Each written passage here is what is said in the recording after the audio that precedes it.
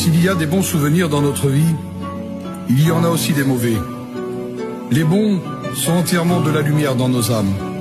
Et les mauvais nous font parfois pleurer tellement qu'ils nous font mal.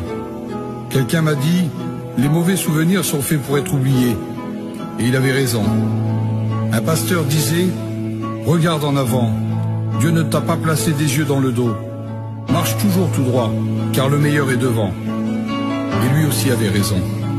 Ésaïe et le psalmiste disent la même chose au peuple d'Israël. Arrêtez de regarder le passé, de vous souvenir de l'hiver dur et de vous rappeler de l'exil. Regardez, ne voyez-vous pas le printemps approcher? Votre captivité s'achève, votre sauveur est à portée de main.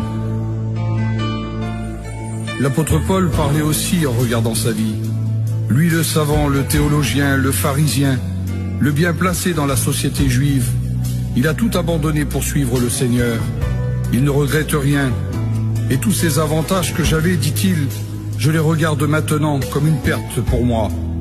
Même Jésus disait la même chose à la femme adultère. Ne regarde pas ta faute. Personne ne t'a condamné. Ne te retourne pas sur ton péché. Vois plutôt le pardon et l'amour que je te donne. Va de l'avant. Notre Dieu, dans notre vie, n'est pas un Dieu du passé. C'est un Dieu du présent et de l'avenir. C'est un Dieu d'amour et d'espérance. Il accueille au lieu de jeter dehors. Il écoute au lieu de faire le sourd. Il encourage au lieu de repousser les autres. Il sait notre passé, nos faiblesses et nos difficultés. Mais au lieu de nous juger, il prend notre main. Il nous redresse sur nos pieds et nous aide à faire le reste du chemin avec lui. Tel est notre Dieu d'amour. Si tu voulais prier alors, tu pourrais lui demander, dans une prière simple et efficace, tu peux l'invoquer où tu te trouves, dans ton lit, dans ta voiture, dans ta maison, mais aussi dans ta maladie, dans tes peurs et dans ton angoisse.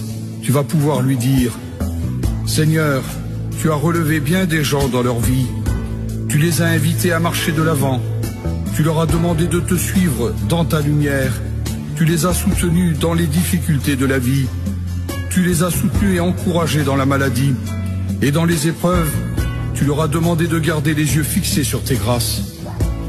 Si tu as su faire de même avec moi dans les jours où il est vrai, je n'avais même plus la force de lire ta parole, et quand même les heures de visite étaient terminées, toi tu restais là pour me parler. Tu as toujours su répondre au pourquoi et au comment de ma vie. Alors aujourd'hui, Seigneur, viens à mon secours lorsque je suis tenté de regarder en arrière.